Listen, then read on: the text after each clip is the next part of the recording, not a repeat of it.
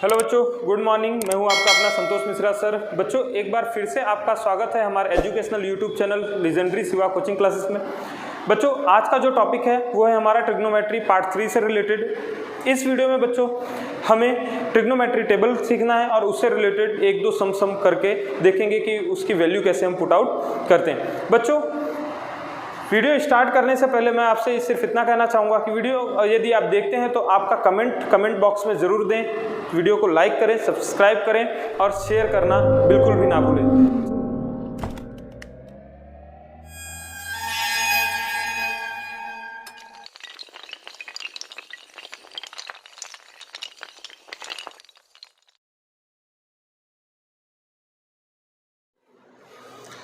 चलिए बच्चों, टेबल बनाना स्टार्ट करते हैं। सारी बातें बहुत ही ध्यान से सुनिएगा और जो मैं करते जा रहा हूँ वो बहुत ही ध्यान से देखिएगा। सबसे पहले आपको ये रो लेनी है। इस रो में 0 डिग्री के नीचे आपको 0 लेना है, 30 डिग्री के नीचे 1, फिर 2, फिर 3 और 4। ऐसे करके आपको 0 से लेकर के 4 तक लिख देना है गिनती। अब इन सभी में आपको 4 से भाग दे देना है, यानी कि सबके बटे में आपको 4 लिख देना है। बच्चों, जब मैं इसको सॉल्व करूंगा तो इसकी वैल्यू आएगी 0। ये एज इट इज़ रहेगा। 2 एकम 2, 2 दूनी 4, यानी ये हो गया 1/2। ये हो जाएगा 3/4, 4 एकम 4, यानी इसकी वैल्यू हो गई 1। अब मुझे क्या करना है, इन सभी में बारी बारी से मुझे अंडर रूट रख देना है। जैसे ही मैं इन सभी में बारी बारी से अंडर रूट रखता हूँ तो मुझे अब जो पहला मान प्राप्त होगा वो होगा साइन थीटा का। अंडर रूट 0 का मान है। अंडर रूट 1/4 का आंसर होगा 1/2। अंडर रूट 1/2 में अंडर रूट 1 का मान 1 होगा और अंडर रूट 2 का मान अंडर रूट 2 ही होगा। अंडर रूट 3 की वैल्यू अंडर रूट 3 ही होगी, लेकिन अंडर रूट 4 जो है वो 2 में बदल जाएगा। अंडर रूट 1 की वैल्यू 1 होती है। बच्चों, साइन थीटा में हमें जो भी आंसर मिला है, साइन थीटा में हमें जो भी आंसर मिला है, यदि उसी आंसर को मैं पीछे वाले आंसर को कॉस थीटा में आगे से लिखना चालू कर देता हूं तो कॉस थीटा का मान हो जाएगा। बहुत ही ध्यान से देखिएगा इस चीज़ को। तो कॉस थीटा बराबर, ये पीछे से चालू है तो पीछे का मान मुझे कहाँ लिखना है, आगे, यानी साइन 90 डिग्री कॉस 0 डिग्री का मान हो जाएगा। इसी प्रकार साइन 60 डिग्री कॉस 30 डिग्री का मान हो जाएगा, यानी कि सबसे पहले यहाँ 1 आया, फिर अंडर रूट 3/2 आया, फिर ये 1/√2 आया, फिर ये यहाँ पे आएगा और ये यहाँ पे आएगा। बस आपको क्या करना है, यही वैल्यू को यहाँ से स्टार्ट करके नीचे वाले ब्रैकेट में लिख देना है। 2 हो जाता है कॉस थीटा का मान। अब आपको यहाँ पे मान निकालना है टेन थीटा का। लेकिन बच्चों, ये मान निकालने के लिए आपको थोड़ा सा पार्ट 2 के कुछ कॉन्सेप्ट पे चलना पड़ेगा।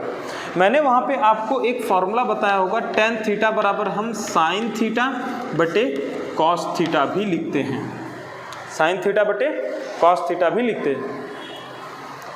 यदि मुझे टेन 0 डिग्री का मान चाहिए, यदि मुझे किसका मान चाहिए, टेन 0 डिग्री का मान चाहिए, तो उसके लिए साइन 0 डिग्री को डिवाइड करना होगा कॉस 0 डिग्री के मान से। तो साइन 0 डिग्री का मान कितना है बेटा, 0, और कॉस 0 डिग्री का मान कितना है, 1। और जैसे ही 0 को हम 1 से भाग दे सकते हैं क्या, तो आंसर क्या मिलेगा हमें, 0, यानी टेन 0 डिग्री का मान क्या आया हमारे पास, 0। अब टेन 30 डिग्री की वैल्यू हमें चाहिए, तो टेन 30 डिग्री की वैल्यू निकालने के लिए मुझे किसका भाग या कौन कौन बटे में आएगा, तो साइन 30 डिग्री और कॉस 30 डिग्री। साइन 30 डिग्री का मान कितना है, 1/2, और कॉस 30 डिग्री का मान अंडर रूट 3/2। ये तो भाग में है, लेकिन यदि मुझे इसे गुणा में लाना हो तो क्या करना पड़ेगा, बहुत ही सिंपल है। यदि मुझे इसे गुणा में लाना होगा तो क्या हो जाएगा, ये वैल्यू रेसिप्रोकल हो जाएगी, मतलब पलट जाएगी, यानी नीचे वाला ऊपर और ऊपर वाला नीचे आ जाता है। 2 से 2 कट गया, आंसर हमारे पास क्या बचा 1/√3, यानी tan 30 डिग्री की वैल्यू जो बची वो 1/√3 बची। अब हम आगे देखते हैं, tan 45 का ऐसे ही मान हमें निकालना है।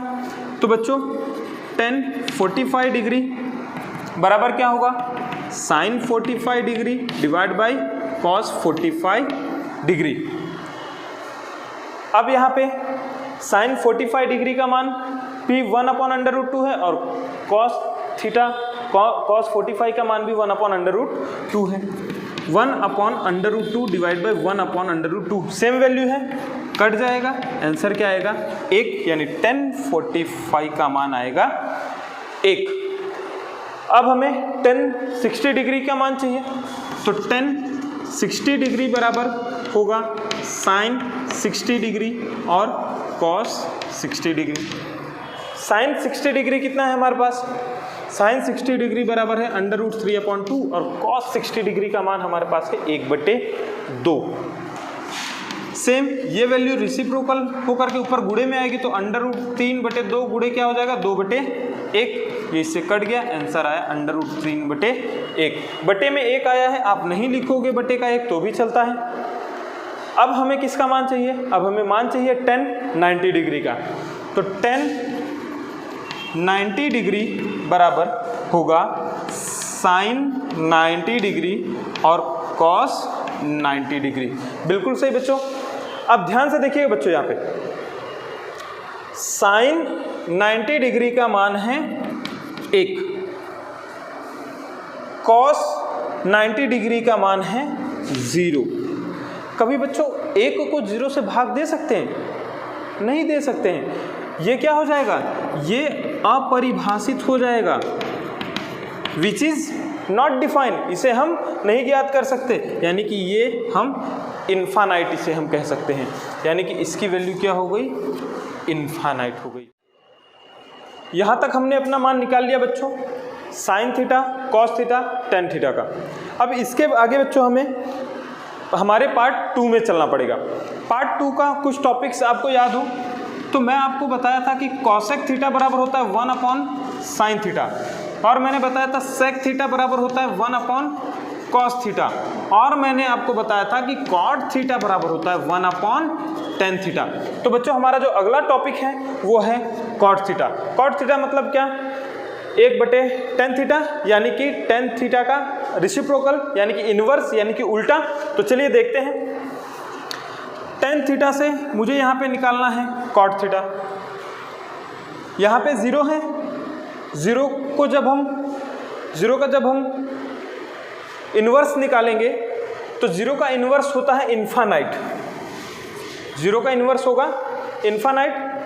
1/√3 है, इसका जब हम इन्वर्स निकालेंगे तो ये क्या हो जाएगा, √3 ऊपर हो जाएगा और 1 नीचे हो जाएगा, और 1 आप नीचे लिखो या ना लिखो चलता है। 1 का इन्वर्स बेटा 1 ही होगा। √3 का जब आप इन्वर्स निकालोगे, जब इसे आप पलटोगे तो ये क्या हो जाएगा, बटे में हो जाएगा, और इन्फानाइट का इन्वर्स 0 होता है बेटा।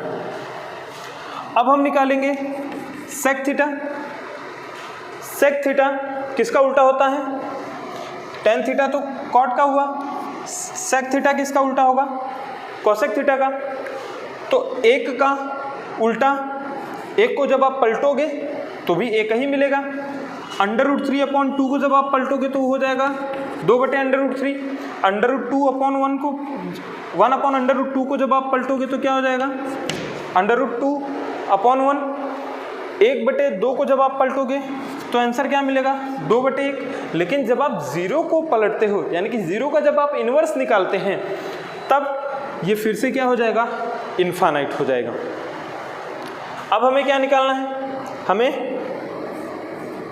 कॉसेक थीटा निकालना है, और कॉसेक थीटा किसका इन्वर्स होता है, साइन थीटा का। याद रखिए कॉसेक थीटा किसका इन्वर्स होता है, साइन थीटा का। चलिए स्टार्ट करते हैं। 0 का इन्वर्स क्या होगा बच्चों, उल्टा क्या होगा, इन्फानाइट हो जाएगा। 1/2 का उल्टा क्या हो जाएगा, 2/1 हो जाएगा। ये पलट दीजिए, क्या हो जाएगा, सेम। √3/2 का उल्टा क्या हो जाएगा, 2/√3, और 1 को पलटने पे क्या होगा, 1 होगा। बच्चों टेबल बनाना तो आ गया हमें। अब उससे रिलेटेड 8.2 के कुछ क्वेश्चंस कर लेते हैं एक आध, उसके बाद सभी क्वेश्चंस आप खुद से ट्राई करिएगा और कुछ यदि ना आए तो आप मुझे कमेंट बॉक्स में बताइएगा। चलिए स्टार्ट करते हैं। सपोज हमारा क्वेश्चन है sin 60 into cos 30 plus sin 30 into cos 60। बच्चों sin 60 की वैल्यू कहाँ मिलेगी हमें, sin थीटा में, और ये sin 60 की वैल्यू है, रख दिया हमने इसकी जगह पे √3/2 मल्टीप्लाई cos 30 कहाँ है, ये रहा, चलिए √3/2, बीच में प्लस की साइन, जो साइन है वो लगा दीजिए। अब sin 30 कितना है, 1/2, हमने लगा दिया 1/2। चलिए फिर क्या है, cos 60 का मान ये रहा 1/2, बीच में गुणे का निशान है 1/2। हमने सभी वैल्यूज को रख दिया है। अब इसे सॉल्व करते हैं। ऊपर वाले के साथ गुणा, नीचे वाले के साथ गुणा। √3 मल्टीप्लाई बाई √3 क्या हो जाएगा, 3 हो जाएगा। 2 का गुणा 2 से क्या हो जाएगा, 2 दूनी 4 हो जाएगा। बीच में प्लस का साइन है, प्लस ऊपर वाले के साथ गुणा, नीचे वाले के साथ गुणा। 1 का गुणा 1 में होगा तो 1 आएगा, और 2 का गुणा 2 में होगा तो 4 आएगा। यानी कि कहा जाए तो न्यूमरेटर के साथ मल्टीप्लाई होगा, डिनोमिनेटर के साथ मल्टीप्लाई होता है, यानी कि अंश के साथ गुणा होगा, हर के साथ गुणा होगा। अब हमेशा एक चीज़ याद रखिए, जब भी आपको भिन्न स्वरूप में हर यदि सबका एक समान दिखे, तो हर जब एक समान है तो उसे आप एक बार लिख लीजिए नीचे। अब ऊपर वाला प्लस है तो प्लस कर दीजिए, और माइनस है तो माइनस कर दीजिए। तो 3 + 1 = क्या हो जाएगा, 4/4 बराबर आंसर आपका कितना आया, 1। बच्चों इसी प्रकार आप पूरा का पूरा क्वेश्चन सॉल्व करेंगे और बहुत आसान तरीके से सॉल्व होगा 8.2। आप इसे आई होप कि सॉल्व करके कंप्लीट करेंगे। Thank you.